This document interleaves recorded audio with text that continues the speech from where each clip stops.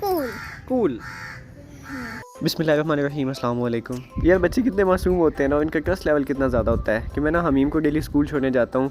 ये इसका स्कूल रास्ते में ही आता है तो मैं ऐसे ना छोड़ के आता हूँ। तो ये ना डेली जब हम निकलते हैं तो ये कहता है कि हमने कहाँ जाना है, तो मैं से कहता हूँ नहीं मैं तुम्हें स्कूल नहीं छोड़ूंगा, मैं तुम्हें मानो फाइक को ना मिलवाने के लिए लेके जाऊँगा। और ये डेली मेरे साथ आ जाता है, हालांकि इसे पता है कि मैं इसे डेली स्कूल छोड़ के आता हूँ।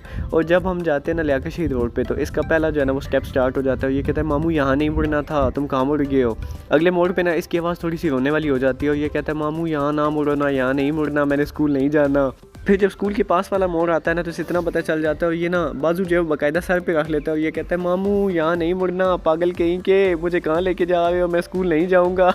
और फिर मैं इसको रोते धोते को ऐसे ही स्कूल छोड़ के आ जाता हूँ। खैर तकरीबन अभी 7 सवा 7 का टाइम है और ये हमारे बाज़ार के हालात हैं।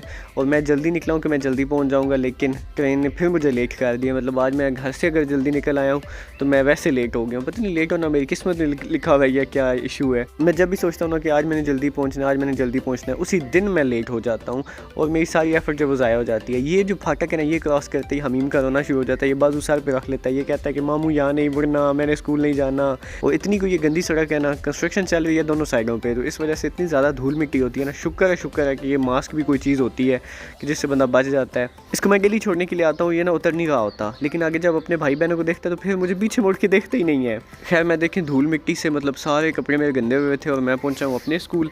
आजकल ये मेरा ठिकाना है। पिछले दिनों मैं ईद कार्ड मेकिंग की एक एक्टिविटी कर रहा था, तो मैं यहाँ पे ही मतलब 1-2 दिन 3 दिन मैंने लगातार गुजारे हैं। हाँ पेपर्स वगैरह चेक करने तो वो भी मैं यहाँ पे बैठ के चेक कर लेता हूँ। यहाँ पे थोड़ा आराम सुकून होता है, बाकी तो हसल बसल चल रही होती है।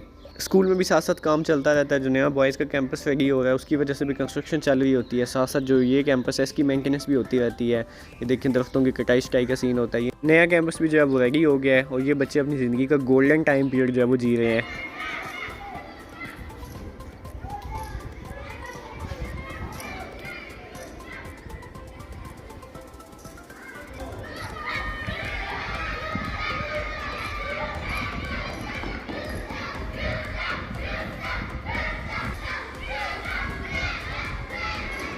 यार मैं जितना कहता था ना कि इस दफ़ा रोज़ इतने अच्छे गुजरे हैं, गर्मी नहीं आई, ये नहीं हुआ वो नहीं हुआ, मौसम इतना अच्छा है। अब जाके जब गर्मी आई है तो इतनी ज़्यादा प्यास लग जाती है ना। असल में पता क्या होता है, सारा दिन जब पेपर लेना होता है ना, बच्चों को पहले इंस्ट्रक्शंस देनी होती हैं। एक वो पूरी लंबी सी लाइन होती है, उसमें पेपर्स डिस्ट्रीब्यूट करने होते हैं, पेपर लेने होते हैं। तो मतलब चल के और वैसे बोल के ना तो इतना ज़्यादा बंदा थक जाता है ना। और मुझसे ना बच्चे पूछ रहे होते हैं कि सर जी आप करो ज़रा। मैंने कहता हूँ कि देख के आपको क्या लगता है, तो वो कहते हैं नहीं हमें देख के तो नहीं लगता।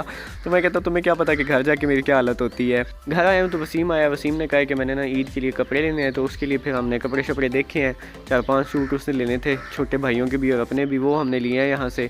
वो ले लूँ के तो हमने फिर बाज़ार से कुछ और 2-4 चीज़ें लेनी थी, वो भी ली हैं। ईद की शॉपिंग आहिस्ता आहिस्ता स्टार्ट हो ही गई हैं, बीच में अब ये चलती रहेंगी क्योंकि वीकेंड तो पता नहीं कब आएगा। ये वसीम भी ना सारा बाज़ार घुमा फिरा के एंड पे इसने ना आना इसी शॉप पे होता है जहाँ से ये परमानेंट चीज़ें लेता है ना, वहाँ से इसने लेनी, बस वैसे ना घुमा फिरा के तो लेके आएगा।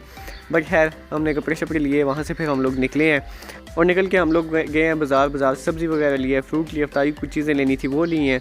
और मेरा दिल कर रहा था कि आज ना कीमे वाली समोसियाँ बनाते हैं, तो उसके लिए ना चिकन लिया है मैंने। सारा सामान मतलब मैं लेके गया हूँ और सारा एज़ इट इज़ मैंने ले जाके ना आराम से रख दिया है कि मैंने कहा मेरे अंदर तो बिल्कुल हिम्मत कोई नहीं है कि मैं कुछ भी करूँ। फिर वहाँ से वापसी पे हम लोग गए हैं वसीम के वालिद साहब की कब्र पे, अल्लाह पाक इनके दर्जात बुलंद करे। वापस आया हूँ वहाँ से, तो वहाँ से आके ना मैं थोड़ी देर सोचा मैंने कि मैं रेस्ट कर लेता हूँ। और आगे जो हमीम था पता नहीं वो कौन सी दुनिया में मगन था।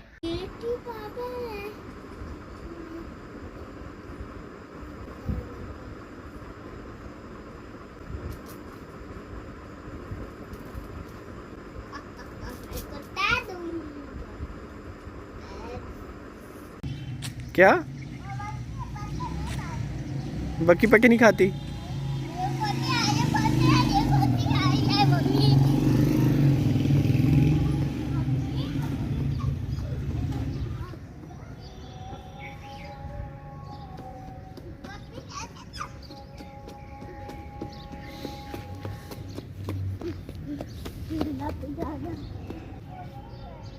क्या क्या हुआ है? क्या हुआ है? हैं? बकी ने पोते कर दिया। बकी ने पोती कर दिया। बकी कहाँ है? और देखो देख। हाँ हाँ वही है। वही है। हाँ ये कौन है? अभी रुको और खिलाएगी तो आपको दाएगी। खिलाओ। अच्छा डेली मेरे साथ ऐसे होता है कि मैं ना दिन टाइम आते हुए ना अफ्तारी की सारी चीज़ें लेके आ जाता हूँ। अपने ज़हनी तौर पे मैं सेटिस्फाई हो जाता हूँ कि अब मैंने ना अफ्तारी से 1 घंटा पहले पूरा मुकम्मल रेस्ट करना है। लेकिन एंड टाइम पे आके ना 2, 3 या 4 चक्कर मेरे डेली बेसिस पे लग जाते हैं और बाज़ार इतना ज़्यादा रश था ना, अफ्तारी के टाइम भी तो बिल्कुल हालत ही कोई नहीं होती बाज़ार आने वाली, लेकिन फिर मजबूरन आना ही पड़ता है। ये कुछ समोसे शमोसे लेने थे, क्योंकि ये ऐसी चीज़ें हैं कि ये तो पहले लेके रखी भी नहीं जा सकती कि बंदा चलो दिन टाइम ही लेके रख ले। और इस टाइम तो कसम से बाइक चलाने की क्या, खड़े होने की भी हिम्मत को नहीं हो रही थी।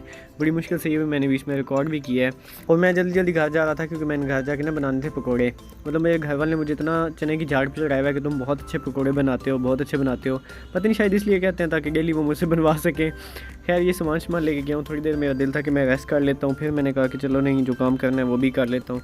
तो मैंने ना सोचा कि बड़ा मैं कोई ट्रांजिशन नहीं बनाऊंगा, लेकिन ये उल्टी सीधी ट्रांजिशन मैंने बनाई। और ये मैंने अभी तक इतना ही किया था। तो फिर बीच में मैंने कज़न को छोड़ के आना था, उसे सरगोदा वाली गाड़ी भी बिठाना था। इलेक्ट्रिसिटी रोड पे गए तो वहाँ पे ना गाड़ी लेट थी। फिर मैंने कहा कि चलो तुम बैठो जल्दी जल्दी, मैं ना तुम्हें सरगोदा वाली गाड़ी बिठाता हूँ पुल से।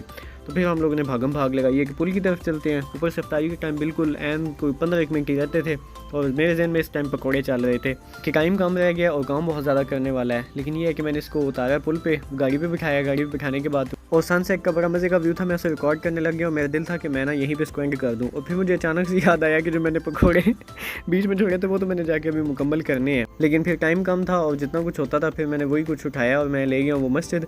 और हमीम ने मुझे बताया ही क्यों नहीं है, आज बताए पूछे बगैर ही ना पीछे आ गया मस्जिद और आके ना वज़ू शुरू करने लग गया। खाना खाएंगे पहले आ दो, बैठो बैठो जल्दी करो। मामू हाँ दो हैं, जल्दी करो। हाथ भी धोने हैं गंदे।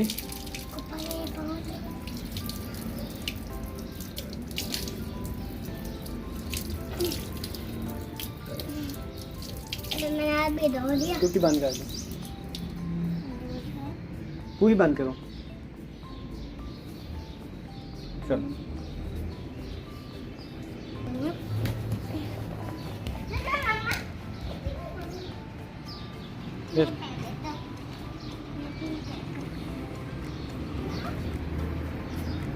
मैं ना इसे नॉर्मली लेके आता हूँ ज़ोहर के बाद, क्योंकि ना उस टाइम कोई बंदा भी नहीं होता। मैं भी स्कूल से लेट आता हूँ, मैं लेट हो जाता हूँ, तो मैं इसे उस टाइम लेके आ जाता हूँ कि चलो इसे सिखाना ही है ना, तो उस टाइम सीख लेगा।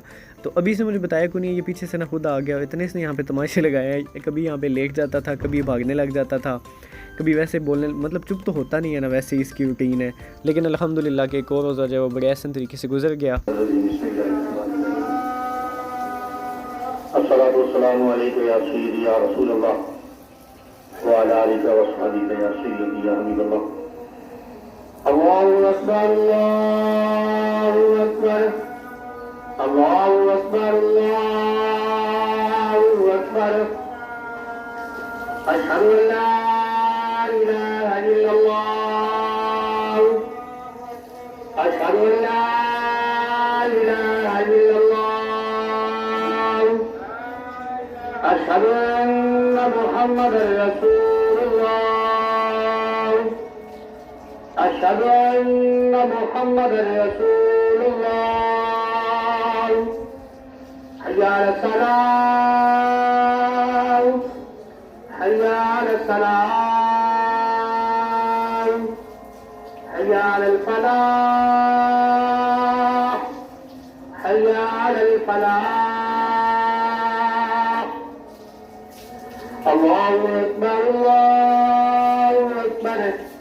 ला इलाहा इल्लल्लाह। तो आज के लिए इतना ही। दुआ में याद रखिएगा, अपना ख्याल रखिएगा। मिलते हैं अगली वीडियो में, तब तक के लिए अल्लाह हाफिज़।